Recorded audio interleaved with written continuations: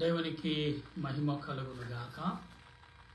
ప్రభు పేరట మీ అందరికి వందనాలు, శుభాలు, మరణాత. ప్రభునందు ప్రియ దేవుని విశ్వాసులారా, దేవుని సంగమా, ఈ ఉదయ కాల సమయము నుండి మరొక పర్యాయంలో మనం ప్రవేశపడ్డాం. అందుకు దేవదేవునికి ఎంతగానో కృతజ్ఞతాస్తుతులు చెల్లించు వారమై ఉన్నాం. ఎందుకంటే ప్రభు ఈరోజు మాట్లాడుతున్న ప్రతి మాట నిన్ను పరలోక రాజ్యమును చేరటకే అని మనం మర్చిపోవద్దు. దాని కొరకు ప్రార్థన చేద్దాం. ప్రార్థన. సర్వ సృష్టిని నీతిని పరిపాలించుచున్న సృష్టికర్తమైన దేవానికి స్తోత్రాలయ. సమయంలో నీ నామాన్ని బట్టి మేము ప్రార్థన చేయుచుండగా నీ సన్నిధి మాకు తోడుగా ఉంచి నీ వాక్యముతో నింపి నీ ఆలోచనతో బలపరచుమని, నీ సన్నిధి యొక్క కాపుదలతో నింపి ఆదరించుమని, ఆయుత్తపరచుమని, నీ ఆలోచన చేత నన్ను నీ దాసుడి నన్ను మరుగుపరిచి నీ బిడ్డలతో నీ పిల్లలతో నీవే మాట్లాడమని, ఈ మాటలన్నీ నీ బిడ్డలకు బయలుపరచుమని క్రీస్తు నామమును అడుగుచున్నాను పరమ తండ్రి, ఆమేన్. మన తండ్రి అయిన దేవుని సహాయము తోడుగా ఉండి ముందుకు నడిపించును గాక, ఆమేన్. ప్రియులరా, ప్రభు మాట్లాడుచున్న ప్రతి మాట ఆత్మ సంబంధమైన మాటలే. అయితే ఇవాళ ప్రభు మాట్లాడుతున్నారంటే ఎవరి కోసం? మన కోసమే కదా. ఈనాడు మనుషులు మరి దారి తప్పుతున్నారు కాబట్టే కదా దేవుడి మాటలు వివరిస్తున్నాడు. ఎందుకంటే ప్రభు చెప్పే ప్రతి మాట ఆత్మ సంబంధమైన మాటలే గనుక మనం ప్రతి విషయాల్లో ఆలోచన కలిగి ముందుకు నడవాలి. అందుకే ప్రభు అన్నారు ఏమని? నీవు ఆలోచించినప్పుడు నీకు నేను తోడై ఉంటాను అన్నారు. అంటే ఎప్పుడైతే ప్రభు ఎడల మనం నమ్మకం విశ్వాసం కలిగి ఉంటున్నామో ఆ రీతిని కాదు. ఇక్కడ మన వాక్యం చదువుతున్నప్పుడు క్రీస్తు రక్తములో పాలు పుంజుకున్నటే కదా మనము విరిచే రొట్టె తినుట, క్రీస్తు శరీరములో పాలు బాగు పూడ్చుకున్నటే కదా మనమందరము ఆ ఒకటే రొట్టెలో పాలు పుచ్చుకొనుచున్నాము. రొట్టె ఒకటే గనుక అనేకులమైన మనము ఒక్క శరీరమై ఉన్నాము. శరీర ప్రకారమైన ఇశ్రాయేలు చూడడి, బలి అర్పించిన వాటిని తినివారు బలిపీఠముతో పాలి బాగువారి కారా? ఇక నేను చెప్పినదేమి? విగ్రహార్పణములు ప్రియుల, అక్కడ ప్రభు చెప్పే మాట ఏంటంటే నేను చెప్పేది వినండి. అపోస్తలుడు పౌలు అంటున్నాడు. ప్రభు చెప్పిన మాట ప్రతినిధిగా మధ్యవర్తిగా మనతో మాట్లాడుతున్నాడు. అపోస్తలుడు ప్రియమని, మీరు విగ్రహానికి బలిచ్చిని తిట్టడం వల్ల దానివల్ల మీ ప్రయోజనం ఏమి? ఎస్, అంటే విగ్రహానికి బలిచ్చిని తినడం వల్ల నీకు ప్రయోజనం ఏంటి? ఏమీ రాదు. అంటే ఒక విగ్రహను బలపరిచే వ్యక్తులుగా నీ అంతటా నువ్వు మారిపోతున్నావా? విగ్రహం అనేది నీతో మాట్లాడదు, చూడదు, ఏమంటే నడవదు, నీకేమీ చేయదు. దానికి ఎందుకు ఇంత సమయం నువ్వు కేటాయిస్తున్నావు? ఇంత అవకాశం ఎందుకు దేవుని నువ్వు ఎందుకు ఇస్తున్నావు?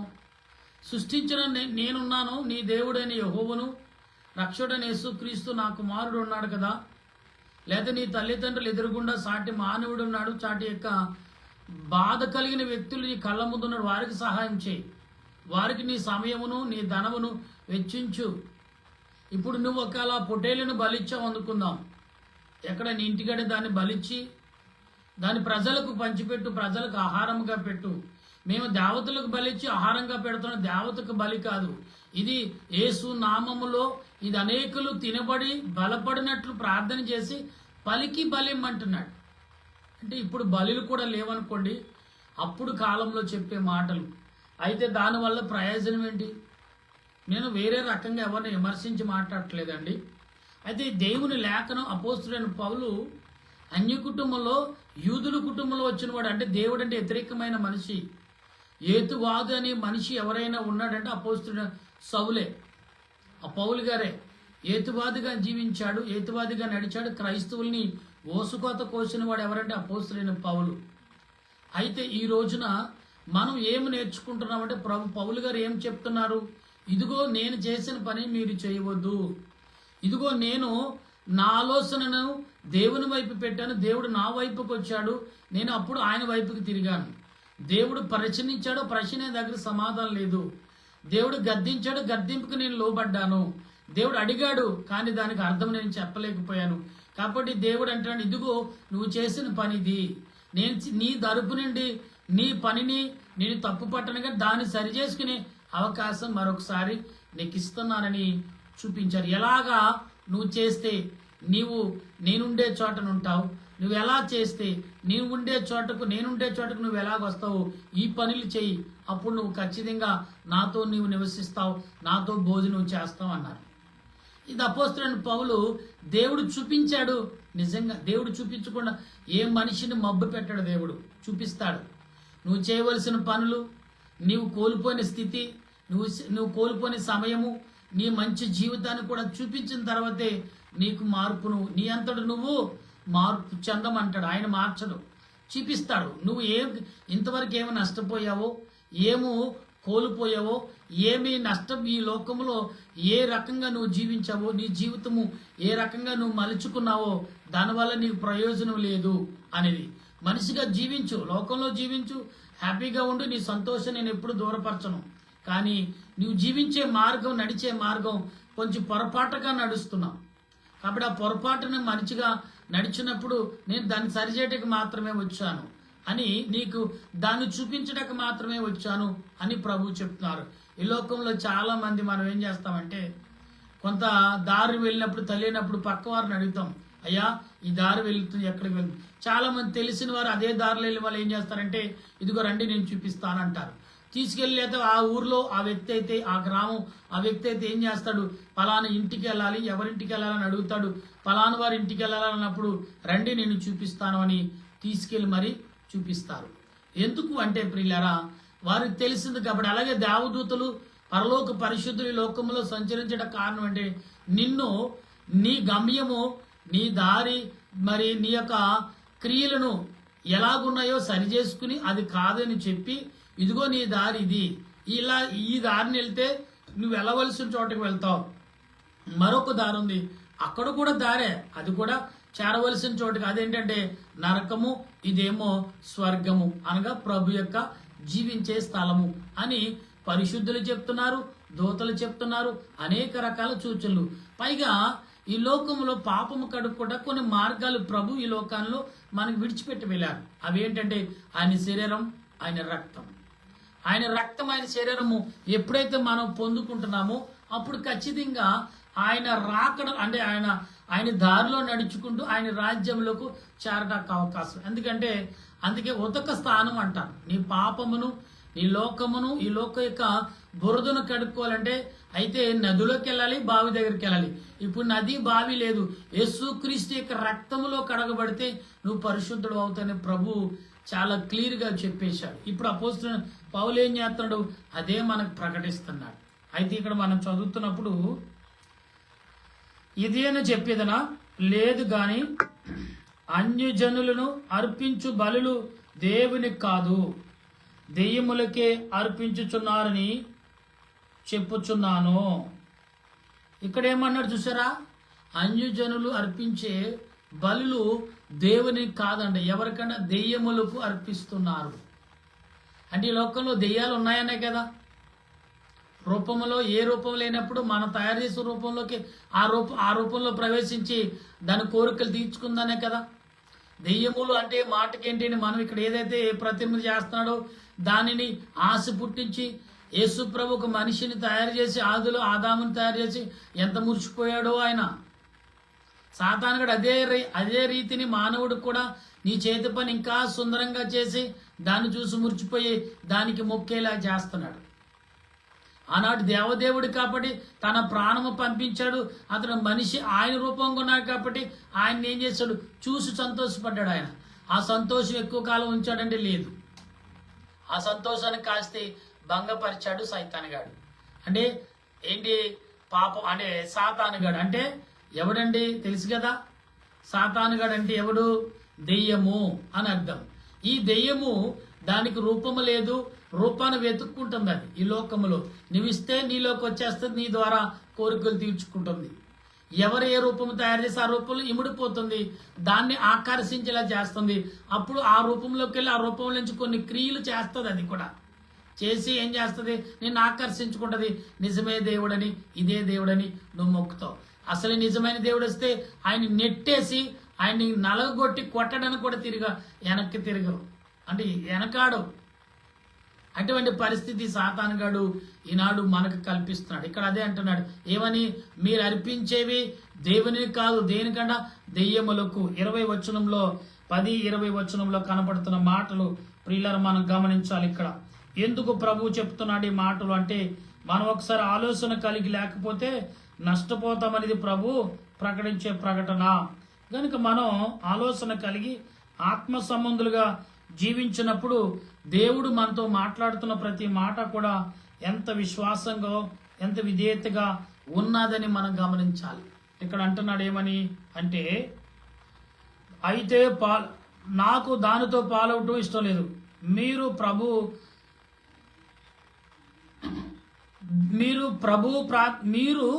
పాత్రలోనిది దెయ్యము పాత్రలోనిది తాగనేరరు. ప్రభు బల మీద ఉన్న దానిలోను దెయ్యములు బలములున్న దానిలోను కూడా పాలు పొందనేరరు. ప్రభువునకు రోషము పుట్టించదమా? ఆయన కంటే బలవంతులమా? అన్ని విషయములందు నాకు స్వతంత్రము కలదా? అన్నియు చేయదగినది కావు. అన్నిటి యందు స్వతంత్రము కలదు గాని అన్నియు క్షేమ అభివృద్ధి కలగజేయు.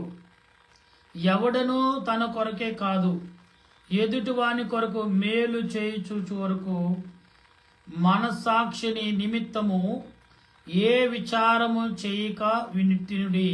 అయితే ఎవడైనను నీతో ఇది బలి అర్పింపబడినది చెప్పిన ఎడల అట్లు తేల్పిన వాని నిమిత్తము మనస్సాక్షిని నిమిత్తమును తినకుడి. మనస్సాక్షి నిమిత్తమును అనగా నీ సొంత, ఇక్కడేమంటే మనస్సాక్షి అనగా నీ సొంత మనస్సాక్షి కాదంటే మనస్సాక్షిలో 2 రకాలు ఉన్నాయని అర్థమైపోతుంది ఇక్కడ. ఒకటి దేవుని సంబంధమైన మనస్సాక్షి, 2 దెయ్యాల సంబంధమైన మనస్సాక్షి మనలో ప్రవేశిస్తుందని అర్థమవుతుంది. ఇక్కడ మనం చాలా క్లియర్గా అర్థం చేసుకోవాలి. ఎలాగంటే ఇప్పుడు పిల్లవాడు ఆ టీచర్ గారు పిల్లవాడికి ఎలాగైతే చెప్తాడో అలాగే మేము కూడా చెప్పాలి. ఏదో ఉద్రాహం వచ్చేసి ఉత్సాహంతో ఓ గంభీరంగా ఓ గట్టిగా మాట్లాడినంత అనే వాక్యము అర్థం కాదు. చెప్పే విధానముగా చెప్పాలి. పాలు ఏమండి మరి పశువు దగ్గరికి వెళ్ళి ఎలా పడితే అలాగే పిండితే అది పాలువదు. దాని యొక్క విధానం, దాని యొక్క పద్ధతి ఎరిగినప్పుడు అది ఖచ్చితంగా తన శరీరం అంతా ఏమండి యజమానుడికి పాలు పిండి అతనికి సహకరిస్తుంది. అప్పుడు అతను పాలు ఈజీగా పిండగలడు. అలాగనే పాలు మరగబెట్టుకుంటేనే ఆ పాల్లో ఉన్న తేవ, ఆ పాల్లో ఉన్న మధురము బయటపడుతుంది. అలాగే పాలు పిండుకున్నంతరం తాగేసే కమ్మగా ఉంటాయని ప్రియులారా, కొన్ని క్రిములు ఏమవుతాయి, వేడి కలగగానే దాంట్లో ఉన్న చెడ్డ క్రిములు పాలులో కూడా శరీరంలో మరి పశువు శరీరంలో ఉంటాయి. కొంతమంది చిన్నప్పుడు నేను పాలు పిండేటప్పుడు నేను డైరెక్ట్గా పాలు తాగేసేవాడిని, కమ్మగా ఉండేవి. కాబట్టి ప్రియులైన పాలు అప్పుడు చాలా మంది డాక్టర్లు అనేవారు, నీకు నీరసం ఎందుకు వచ్చిందంటే నువ్వు పలానా దగ్గర పశువు పాలు పచ్చి పాలు తాగావు కాబట్టి నీకు అజరత్ అంటే బలహీనత, మరి గుండెకి కొవ్వు అనేకమైన వ్యాధుల రూపంలో చేరుతుంది. అందుకే దాన్ని ఏం చేయాలంటే పాలని వేడి చేయాలి. పాలు వేడి పాల ప్యాకెట్లు ఆల్రెడీ వెన్న తీయబడి దాంట్లో విలువైన తేవ తీసేసుకుని ఉత్తి ఏమీ లేని ఉత్తి నీళ్ళుగా మనకి ఇస్తున్నారు. ఎందుకంటే ఆల్రెడీ వారు సుమారు 60 డిగ్రీలు పైగానే సుమారు 260 డిగ్రీలు దాంట్లో వేడి చేసి ఆ పాలును దాంట్లోని వెన్న తీసుకుని అప్పుడు ఉన్న పాలు ప్యాక్ చేసి ఇస్తారు. అందుకే పాలు అలా తాగేవచ్చు, ప్యాకెట్ పాలంగా మనం తాగవచ్చు అని వైద్యులు చెప్తారు. దాని విధాన ప్రాసెస్ మనకు అందరికీ చూపించారు. అయినా డౌట్ ఏంటంటే మనం గేదె పాలు కాసుకున్నాం కాబట్టి ఇప్పుడు కూడా కాసుకున్నాం. అయితే ఎక్కువగా కాస్తే ఏమవుతుందంటే అందులో ఉన్న విలువలు కూడా ఆవుల రూపంలో బయటికి వెళ్ళిపోతాయంట. అందుకే తక్కువగా కాసుకోండి అని చెప్తున్నారు డాక్టర్లు. ఎందుకంటే పాలు ఇప్పటికే కల్తీ వచ్చింది, మనం తాగేది పౌడర్ పాలు, ఒరిజినల్ పాలు కాదు అనేది దేవుడు లేఖనం చెప్తున్నాయి. మీరు తినేది సైతాను యొక్క అంటే దెయ్యాల యొక్క ఆలోచనతో క్రియలు కలిగిందే మీరు భుజిస్తున్నారు తప్ప దేవుని సంబంధమైన క్రియలు కలిగిన ఆహారం మీరు భుజించలేకపోతున్నారు అని దేవుని లేఖనం చాలా క్లియర్గా చెప్తుంది. అయితే ఇక్కడ మనం గమనించాలి వాక్యం ద్వారా ఏమంటే అంటే మనిషి యొక్క మనస్సాక్షి యొక్క నిమిత్తం ఈ మాటలు చెప్తున్నాడు అంటున్నాడు అపోస్తలుడు పౌలు గారు. మీ మనస్సాక్షిని ఎవరికి లోబర్చాలి, ఎందుకు లోబర్చుకోవాలి అనేది మీరు ఆలోచించండి. మీరు దెయ్యానికి మనస్సాక్షి లోబడుతున్నారా, దేవుని యొక్క మనస్సాక్షి లోబడుతున్నారా, మనం క్లియరెన్స్ చేసుకోవాలి. క్లియరెన్స్ లేకపోతే నష్టపోయేది మనమే, దెయ్యం కాదు, దేవుడు కాదు. దేవుడు ఏం చేస్తాడంటే నష్టపోతున్న నిన్ను లేదంటే బలపరిచి ఆయన రాజ్యంలో నివసింప చేయాలని ఆయన ఉద్దేశం. దెయ్యం చేసేది అది కాదు. దెయ్యం ఏం చేస్తుంది, నష్టపరిచి ముందు అనేకమైన క్రియలతో నిన్ను పైకి తీసుకెళ్ళాలని ఆశ చూపిస్తుంది. పైకి తీసుకెళ్లి కింద పడేస్తా. ఒక సామెత ఉంది, ములగ చెట్టు ఎక్కిన వాడు ఎవడో కూడా తన చిటారు కొమ్మకి వెళ్ళలేదు. ఎందుకంటే అది చూడటానికి విస్తారంగా పెరుగుద్ది, దాంట్లో అండ్ గట్టితనం అనేది ఉండదు, దాంట్లో గుల్లతనం ఉంటుంది కాబట్టి పుట్టుకని ఇరిగిపోతుంది. కానీ మొలగ చెట్టు ఆకు కానీ మొలగ చెట్టు యొక్క కాయ కానీ మనిషికి ఎంతో ఆరోగ్యం వస్తుంది. ఎందుకంటే అందులో ఐరన్ ఎక్కువ శాతం ఉందంట. ములగాకు కూడా చాలా మెడిసిన్కి వాడవచ్చు అని నాటు వైద్యులు చెప్తూ ఉంటే మనం వింటూ ఉంటాం. ఇప్పుడు ఇలా ఇక్కడ దేవుడు ఎందుకు చెప్తున్నాడంటే ఆత్మ సంబంధమైన నీవు క్రియలకు లోబడ్డావా, సాతాన సంబంధమైన క్రియలకు అంటే దెయ్యాల క్రియలకు లోబడ్డావా అని అడుగుతున్నాడు. ఎలా ఆత్మ సంబంధం దురాత్మ సంబంధం అంటే దెయ్యాలు అనేటివే మేలు, ఎందుకంటే ఎవరిని ఏమనొద్దు. అందుకే దేవుడు ఏమంటాడు, సార్ మీరు దెయ్యాలకు అర్పించేది తింటున్నారా, దేవునికి అర్పించేది మీరు తింటున్నారా, దేవుడిచ్చేది మీరు భుజిస్తున్నారా, దెయ్యాల ఆలోచనలతో సమకూర్చుని మీరు తింటున్నారా. ఆనాడు ఇశ్రాయేలు ప్రజలు దెయ్యాలు సంబంధమైన సమకూర్చున్న ఆహారం తిన్నాడు కాబట్టి వారికి ఏమైందంట, వారు పరిశుద్ధులుగా లేరు కాబట్టి 40 సంవత్సరాలు యొక్క రాత్రు పగలు నడిపించాడు. ఎందుకంటే వారి దేహాలు శుద్ధిపరచుటకు వారు తిన్నదంతా దేహం రూపంలో మరి కరిగిపోవాలి. ఇలా మనం మరి ఎక్కువగా లావైన వారి డాక్టర్లు ఏమంటారు, కొంచెం వాకింగ్ చేయండి, మీలో కొవ్వు శాతం ఎక్కువగా ఉంది, అది వాకింగ్ ద్వారా కొంచెం కరగాలి. మీ ఊపిరితిత్తులకు మీ ఎముకలకు పట్టిన కొవ్వు కరగాలంటే మీ వాకింగ్ చేయాలి, అప్పుడు కరుగుద్దు అన్నారు. అలాగనే దేవుడు పాపమనే చీకటిని కరిగించటకు ఇశ్రాయేలు ప్రజలు ఎన్ని సంవత్సరాలు నడిపించాడు, 40 సంవత్సరాలు నడిపించాడు. 4 రోజుల్లో వెళ్ళిపోయే ప్రయాణం 4 గంటల్లో కూడా వెళ్ళిపోయావు, 4 నిమిషాలు కూడా ప్రయాణం సాగించగలడు. అలాంటి దాన్ని ఏం చేశాడు, దారిని పెంచుకుంటా వెళ్ళాడు. దారము మనం చిన్న బొండలుగా ఉండి తీస్తే అది ఓపెన్ చేస్తే ఎంత దూరం ఉందో ఎంత చేసినా వస్తూనే ఉంటుంది. ఎందుకంటే దారం పోగు అలాంటిది. దేవుడు మరి ఇశ్రాయేలు ప్రయాణం యొక్క దారం పోగు కంటే వేగముగా దానిని చేశాడు అనే విషయం మనం మర్చిపోవద్దు. ఇక్కడ మాట్లాడుతున్న ఈ మాటలు మనం అర్థం చేసుకుంటే ఇక్కడ ఏమంటున్నాడు ఆయన చూసినప్పుడు గమనిద్దాం. ఎందుకనగా వేరొక మనస్సాక్షిని బట్టి, ఇక్కడ ఏమన్నట్టు, ఎందుకనగా వేరొక వారు మనస్సాక్షిని బట్టి నా సొంత ఉద్దేశముతో కాదు గాని తీర్పు తీర్చబడలేలా, నేను కృతజ్ఞతతో పుచ్చుకుని నీడలా నేను దేని నిమిత్తము కృతజ్ఞతాస్తుతులు చెల్లించుచున్నాను, దాని నిమిత్తము దూషింపబడనేలా. కాబట్టి మీరు భోజనము చేసినను పానము చేసినను మీరేమి చేసినను సమస్తమును దేవుని మహిమను కొరకు చేయడం. అంటే ఇక్కడ ఏమన్నాడు చూసారు చక్కగా, ఏమన్నాడు, దేవుని మహిమ, మీరు ఏం చేసినా దేవుని మహిమ కొరకే. మీరు మంచినీళ్ళు తాగినా ప్రభువా నీకు స్తోత్రాలు, టీ తాగినా దేవానికి స్తోత్రాలు, మనసులో చేసుకోండి, బయటకు చేయక్కర్లా. ప్రభువా ఈ దినం ఆహారం ఇచ్చినందుకు నీకు స్తోత్రాలు, స్తుతనే చేయండి.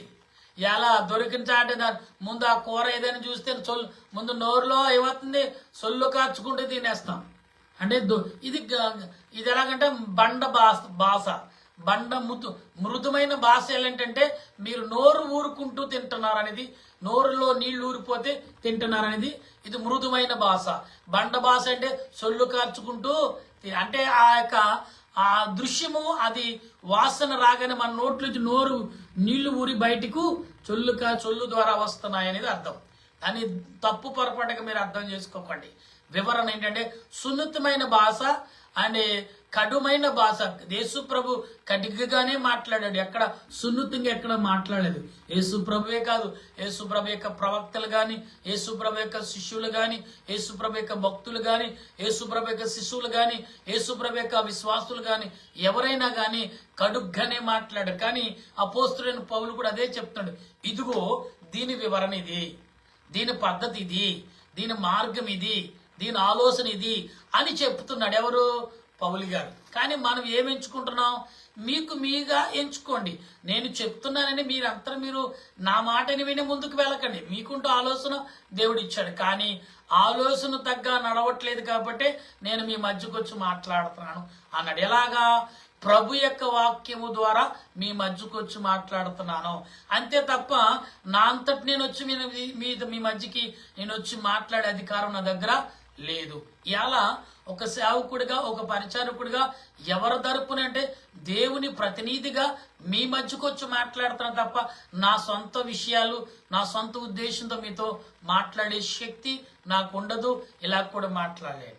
గమనించండి, ఒకసారి జాగ్రత్త కలిగి వినండి. ప్రభు మాట్లాడే మాట అన్ని కూడా కడుగుగా ఉన్నా గానీ దాని విలువను అంటే చూడు, రాయిని కొయ్యాలన్నా రంపం కావాలి. రాయిని కోయాలంటే వేరే రంపం ఉంటుంది. ఏమంటే చెక్కను కోయాలని రాయి కోసే రంపం ప్రతి దానిని కోస్తుంది, కానీ చెక్క కోసే రంపం ఏదైతుందో అది రాయిని కోయదండి, ఓన్లీ కర్రనే కోస్తుంది. కానీ ఇక్కడ ఏం చేస్తుంది? రాయి కోసే రంపము అన్నిటిని కూడా కోయగలదు. అంటే దానికి అన్నిటిని కోసే శక్తి దానికి ఉంది అని అర్థం. అంటే దేవుని యొక్క మాటలు నీలో ఉన్న అపవిత్రమైన క్రియలను, నీలో ఉన్న అపవిత్రమైన ఆలోచనను, నీలో ఉన్న అపవిత్రమైన తలంపులను దాన్ని చెడ్డాబడ్డ అంటే చల్లా చెదరగా కాకుండా దాన్ని అగ్నిలోకి తీసుకెళ్లి దహించవేయగలదు. దేవుని మాటలు, దేవుని వాక్యం, దేవుని తలంపులు, దేవుని ఉద్దేశాలు ఇవి మనం గ్రహించకపోతే నష్టపోయేది ఎవరంటే మనమే. ఎవరండి? మనమే. అయితే ఇక్కడ అంటున్నాడు ఏమని? దేశస్థులకైనను దేవుని సంగముకైనను అభ్యంతరము కలగజేకుడి.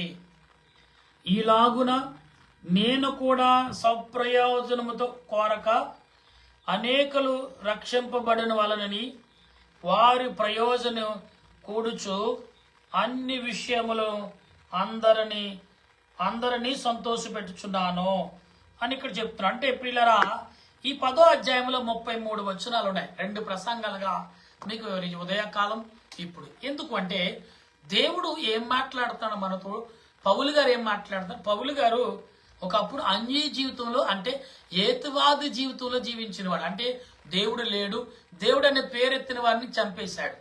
అలాంటి వ్యక్తి ఈరోజు ప్రభువే రక్షకుడు, క్రీస్తే దేవుడు, క్రీస్తే మార్గం, క్రీస్తే సత్యం, క్రీస్తే జ్ఞానకర్త, క్రీస్తే సర్వాధికారిని సాక్ష్యమిచ్చి ఆయన కొరకు నేను మరణించడానికి నేను వెనకట్లేదు, ఇదిగో నేను చనిపోటకు మీరు చంపేస్తే మీ చేతిలో కూడా చనిపోటకు నేను వెనకాను, ఇదిగో రండి చంపేయండి అని ముందుకెళ్ళాడు.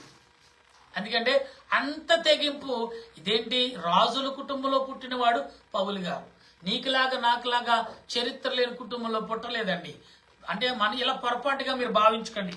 కొన్ని జీవితాలు, కొన్ని కుటుంబాలకు కొన్ని చరిత్రలు దేవుడు ఇచ్చాడు. అందుకనే మన జీవిత ప్రయాణము, మన పితరుల జీవిత ప్రయాణము, మన పితరుల జీవిత ప్రయాణం అంటే మన పితరుల మూలలు అంటే ఏంటి? వారి ప్రయాణం ఏంటో, వారి జీవించిన జీవితం ఏంటో మనం తెలుసుకోవాలి. మన తల్లిదండ్రులు మనకు చెప్పారా? మర్చిపోయేవేమో. ఒకసారి గుర్తు చేసుకుంటే వారి చరిత్రను, మన మూలలు ఏంటో, మన బంధుమిత్రులు, మన స్నేహితులు, మన వారు ఎంతమంది ఉన్నారు, మన ఇంటి పేరు వేరు ఎంతమంది ఉన్నారని చూసుకుంటే వారి మూలలు అబ్రహాము సంతానము, ఇశ్రాయేలు అని పిలువబడిన యాకోబు సంతానము. ఇప్పుడు ఎన్ని గోత్రాలని? 12 గోత్రాలు చేశాడు దేవుడు. అంటే జనాభా ఎంతమంది ఉంటారు? ఊహించిన జనం. ఆనాడు అబ్రాహాముకి ఇచ్చిన మాట, ఇదిగో ఈ ఇసుకను చూడు, దాన్ని పట్టుకో, లెక్కించగలవా ఇసుక రేణులు అన్నాడు. అంటే ఆ ఇసుక యొక్క పలుకులు లెక్కించగలవంటే, ప్రభువా నా వల్ల అవుతుందా అని అబ్రాహం అన్నాడు. అయితే అలాగూ నీ సంతానం చేస్తానన్నాడు. అంటే ఒకటా రెండా? ఇప్పుడు ఎన్ని గోత్రాలు ఏమైనా ఉంటాయి ఏమండి? 12 గోత్రాల కుటుంబాలు ఎన్ని లక్షలు ఉంటారు ఇశ్రాయేలు ప్రజలే. దేవుడు ఏమన్నాడు, ఇదిగో నా పిల్లలైన వారిని నా రాకడ సమయంలో మిమ్మల్ని అందరినీ నా స్థలముకు, నేను ఏర్పరిచిన స్థలముకు మిమ్మల్ని రప్పించుకుంటానన్నారు. అంటే ఎవరిని అంటే దేవుని ప్రతినిధులుగా, దేవుని పని కొరకు వాడబడిన వారు అందరూ ఆయన పిల్లలమే. అయితే ఇక ప్రత్యేకించబడిన వారు ఉన్నారు. దేవుని యొక్క బలిపీఠం ఎద్దట పనిచేసేవారు, దేవుని నిమిత్తం స్తుతించేవారు, దేవుని నిమిత్తం ప్రార్థించేవారు, దేవుని నిమిత్తం మరి మొరపెట్టేవారు. ఇలాగ కొన్ని గుంపులు ఉన్నాయి. ఆ గుంపులన్నీ దేవుడు తన స్థలము యొద్దకు పిలుస్తున్నాడు. ఆల్రెడీ తీసుకువెళ్తున్నాడు చాలా మంది. అందుకే ఇజ్రాయేల్ దేశంలో అక్కడికి వెళ్ళిన వారికి గృహాలు కట్టిస్తున్నారు, వాళ్ళు చేయటకు పనులు ఇస్తున్నారు, వారి చేయటకు పొలం పని చేస్తే పంటనిస్తున్నారు, ఉద్యోగం చేస్తే దాని తగ్గ ఉద్యోగాన్ని ఇస్తున్నారు. ఏదైనా పని, కార్పెంటర్ పని, కరెంటు పని, ప్లంబింగ్ పని, రైతు పని, ఏమైనా ఉద్యోగ పని, పాలు పిండే పని, కూరగాయలు పండించే పని, ప్రతి పనికి అక్కడ పనులు ఇస్తున్నారు. ఎందుకంటే వీడు మనవాడు, వాడికి ఉట్టినే ఉంచకూడదు, మనం ఎలాగున్నామో మన ముందు వాడు కూడా అలాగే జీవించాలని అన్ని రకాల వృత్తులు కలిగిన వాడిని అన్ని రకాల్లో వారిని పెట్టుకుంటున్నారు. ఎందుకంటే వారు అంటే వీరు సామాన్యులకు దేవుడు ఏర్పరచుకున్న సమూహము అనేది ఒకటి ఇశ్రాయేలు ప్రజలు గ్రహించారు. ఈనాడు చాలా మంది వెళ్తూనే ఉన్నారు. వాళ్ళకి ఫ్లైట్ టికెట్, సొంత ఫ్లైట్లు వేసుకుని ఎక్కడెక్కడ ఉన్నారో వారిని తీసుకుని, వీరందరూ అంటే మనం కాదా, మనమే ఉన్నాం. అయితే వారు ప్రత్యేకంగా దేవుని కొరకు, దేవుని రాకడలో వారు చేయవలసిన పని నిమిత్తము ఏర్పరిచిన కుటుంబాలు. అందుకే మన వంశావళి ఏంటో తెలుసుకోవాలి. యేసు ప్రభు యొక్క వంశావళి ఎక్కడి నుంచి వచ్చింది? దావీదు వంశంలో, అంటే యాకోబు వంశంలో, అబ్రాహం వంశంలో, ఇషాకు వంశంలో ఎక్కడి నుంచి దేవుడు తీసుకొచ్చాడు అనేది మనం తెలుసుకోవాలి. అప్పుడే మనకు వాక్యకి వివరణ అర్థమవుతుంది. అటువంటి దీవెన ఆశీర్వాదం పరిశుద్ధ ఆత్మదేవుడు ఈ సాయంకాల పూట మనందరకు అందించునుగాక. ఆమె ప్రార్థన చేసుకుందాం. ప్రేమగల మా ప్రభా, నీకు వందనాలు. చక్కటి మాటలు, చక్కటి నడిపింపు, చక్కటి తలంపు, చక్కటి ఆలోచన నీ బిడ్డలైన వారికి అందించినందుకు వందనాలు. విన్నవారును, ఆలకిస్తున్న వారును, గ్రహించుచున్న వారును, దాన్ని చదివి నిజమో సత్యమో అబద్ధమో తెలుసుకుని నీ బిడ్డలకు నువ్వు తోడుగా ఉండి ఇంకా జ్ఞానమును, ఇంకా తెలివును, ఇంకా విలువైన మాటలుగా నీ బిడ్డలకు అందించు. నీ ఆలోచనతో నడుస్తున్నారు వారందరికీ నీ సన్నిధి కాపుదలను, నీ ఆలోచన క్రియలను సమకూర్చి నడిపించమని ప్రభువును రక్షకుడైన యేసుక్రీస్తు యొక్క పరిశుద్ధమైన నామములో అడిగి ప్రార్థన చేయుచున్నాను మా పరమ తండ్రి, ఆమేన్. మన పరలోక మా పరమ తండ్రి, నీ నామను భూమి యందు నెరవేరిన గాక. మహోన్నతుడైన మాకు దయచేయం. మన ప్రార్థన చేసిన వారికి క్షమించిన ప్రకారముగా మా ప్రార్థన క్షమించము, శోధనకి తప్పించము. రాజ్యము, శక్తి, మహిమ నిరంతర నీవు నావు తండ్రి, ఆమేన్. ఏ సత్యమే జయము, అపవాదికులం ప్రవేశమే జయము, అపవాదికులం ప్రవేశ సంపూర్ణ విజయము, అపవాదికులంతకల నాశనం. హల్లెలూయా, హల్లెలూయా, స్తోత్రం, స్తోత్రం. ఆమేన్, ఆమేన్, ఆమేన్. మన తండ్రి అయిన దేవుని కృప, త్రియేక దేవుని సన్నిధి, పరిశుద్ధాత్మిక ఆదరణ, సహాయం తోడుగా ఉంచి నడిపించి బలపరచును గాక. ఆమేన్, ఆమేన్, ఆమేన్. మీ అందరికి వందనాలు. మరణాత. ప్రియులారా, వాక్యము మీ అందరికి అర్థమైందని నమ్ముచున్నాను. ఇది దేవుడిచ్చిన నడిపింపు, నా సొంత నడిపింపు కాదండి. దేవుడు మీకు బయలుపరిచిన మాటలు మీరు శ్రద్ధ కలిగి పోసుకుచ్చున్నట్టు ఆయన చెప్తున్నాడు. కాబట్టి మీరందరూ కూడా గమనించండి. పూసలు గుచ్చేవాడు ఎంత జాగ్రత్తగా దారానికి ఎక్కిస్తాడో అంతే జాగ్రత్తగా మనము కూడా లేఖనాన్ని గ్రహించాలనేది దేవుని ఉద్దేశం. అటువంటి దీవెన మీ అందరికి తోడై ఆయన రాకడకు సిద్ధపరచును గాక. ఆమె. మీ అందరికీ మరణాత.